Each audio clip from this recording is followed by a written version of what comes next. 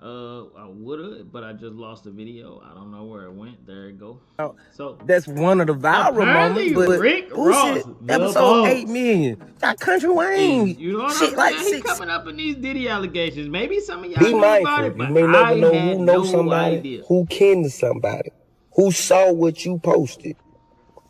Because you gonna have to stand on business. Ross, big homie. First of all, you know it love. Second of all, I got to call a spade when it's a spade. You say you did it for free. Everybody do it for free. You gotta go. I can see if it was like my interview or something. Like, nigga, you get up, you got more important things to do. But bro, this 85 South show, they don't need Rick Ross. Rick Ross, you go on there when you finna drop an album. But if you like, bro, no real reason. Know, he later claimed it was a scheduling conflict. The moment you leave our show, you went and did a podcast, a white podcast. So he threw them under the bus and went and did a what? Sat your ass right there for almost 2 hours and didn't leave. And you talk, and the white folk asked your ass, was you a correctional officer? Yeah. We would have never asked you no that nigga. We got respect for you. Right. Is Rick Ross and you sat right there and you answered that question so eloquently, eloquently. Eloquently, right. You dig what I'm saying? Yeah. But DC Young Fly didn't buy it and called it a lie. In a recent interview, DC Young Fly, from what I've seen, he's solid, bro. So why the hell would he just get up and leave? DC said he still loves Ross and respects his music. Man, I came to your podcast. I came for free, homie, no charge. I did it on Face, homie. I didn't ask you what your analytics was and this and that. I came on Face, homie, to show love. And don't make it like I walked off on you. I left early. Rose had some other things to do too. But guess what? I can't. But he thought the move was Bro, I guarantee you Ross got in the pool just to do that video. That nigga be over the top. Did y'all see him when I show speed? Like the video, subscribe, and we gonna talk about what he did with I Show Speed, man. Shady and humiliating. DC said that before all that happened, he really admired Ross. Even called him one of the best lyricists from the South. And next time I come for free. I don't know if he one of the best lyricists from the South. I mean, he's definitely established himself in the rap game. But I don't believe lyrically that he could even, like, I don't think he's up there. I think he definitely got a flow. I think he has a great business sense. When he did Wingstop, that was beautiful. But at least have me some lemon pepper Wingstop at that. You heard me? But I came for free. I ain't charge you. You feel me? Don't talk about Rose other business. I came and did that. And what is the analytics? How the show doing anyway, man?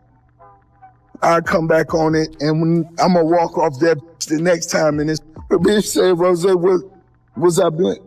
Of course not. Someone poetic who put time and effort into his music. He said walking off like that was humiliating. Rumors swirled that Ross didn't want tough, unedited questions, the kind that could expose what was really happening behind closed doors. DC said that after Ross walked out on them, he went and sat for almost 2 hours on a White Run podcast. Ross, big homie. First of all, you know it love. Second of all, I got to call a spade when it's a spade. You say you did it for free. Everybody do it for free, Ross. You ain't the only nigga who did it for free. T.I. do it for free. Busta Rhymes did it for free. Snoop Dogg did it for free. Everybody who sat on that couch do it for free. He stayed put there and even answered tough questions like whether he had been a correctional officer, something the 85 South crew never would have asked him.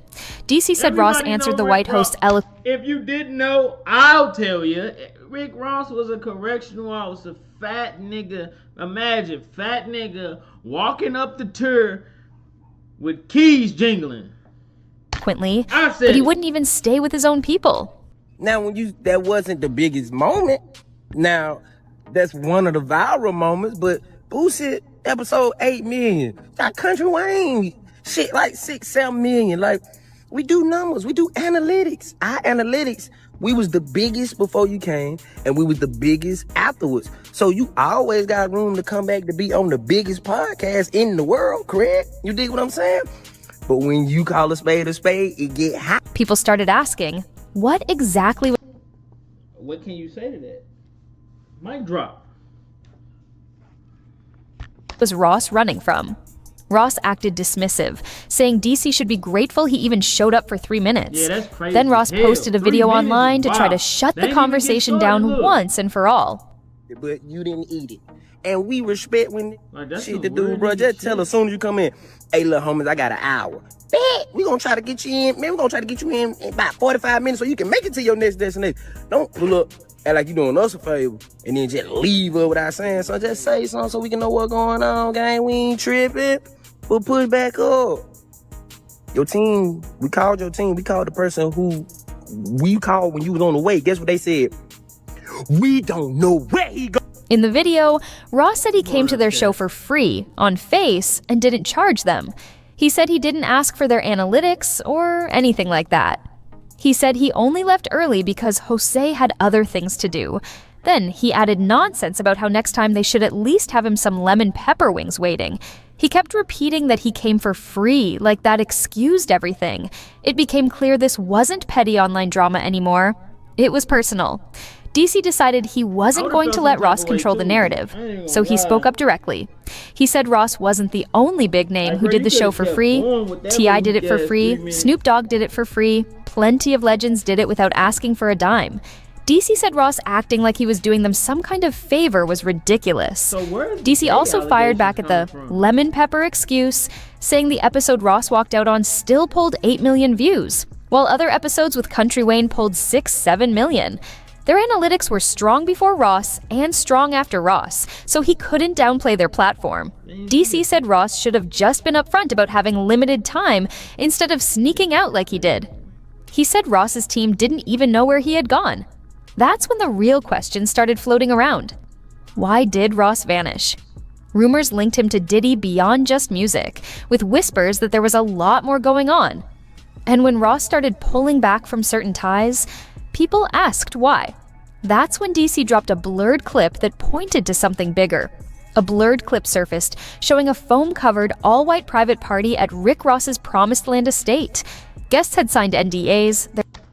Bruh, like, miss me with, like, just because Their phones Diddy were going confiscated, through what he's and the going thick through soap right now, bruh, I don't think every white party was just clouds hid everything weird, going bruh. on. I don't, like, it might have been.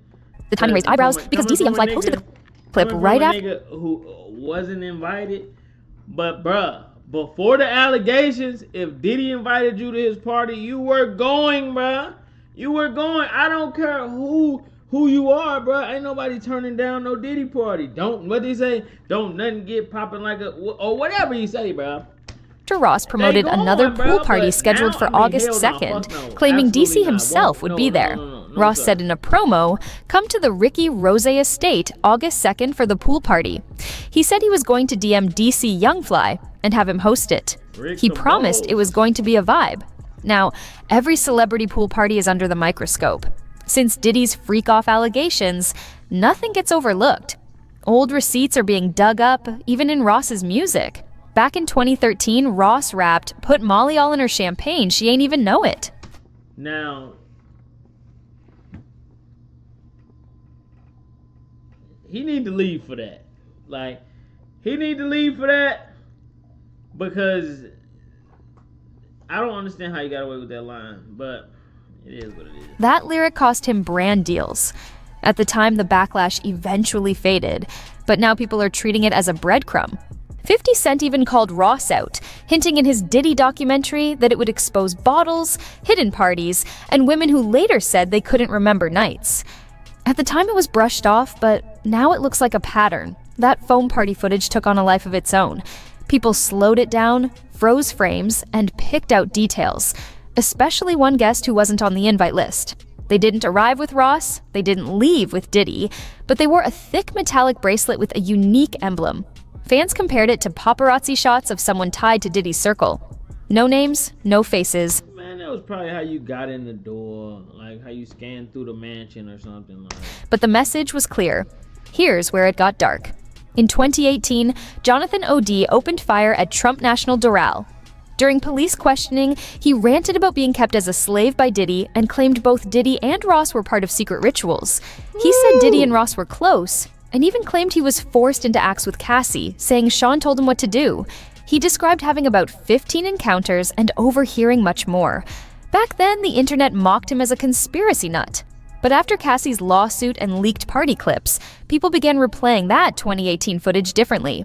Jonathan also claimed they were performing what he called satanic rituals, CIA-style mind programming on their own families, even kids.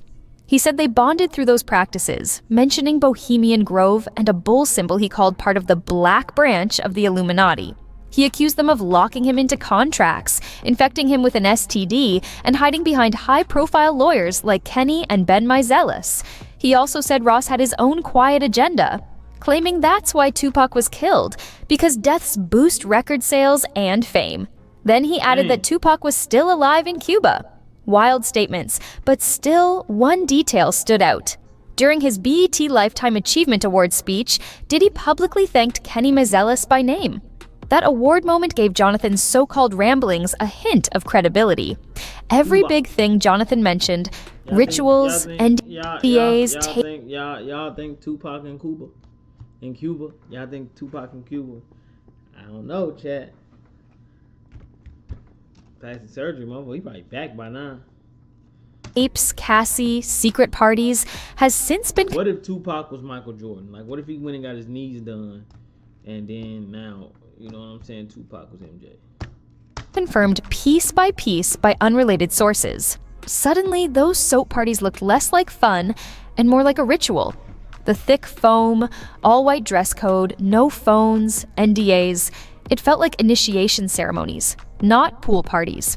Strangest of all, old footage exists of Diddy and Ross literally covered in suds, laughing together while washing cars. In that clip, Ross said, "You know that tip's going to be good," almost like an inside joke. At the time, it seemed silly, but now, after all the freak-off talk and ceremonial soap party rumors, people are rewatching it differently. When DC dropped the blurred foam party clip, it felt like a warning shot. Then, it got messier. DC went live holding back tears, saying he realized one of his own homeboys had secretly been hating the whole time. He said social media gave people the power to talk reckless without getting punched in the face. He said back when he grew up, anything you said, you had to be ready to stand on it, and sometimes that meant getting smacked in the mouth. DC's tone didn't sound like he was talking about random trolls. It felt personal, like someone close to him had taken a jab online. He reminded people that the old law still applies. Some things will still get you checked in real life. He said the DC say he welcoming all challenges.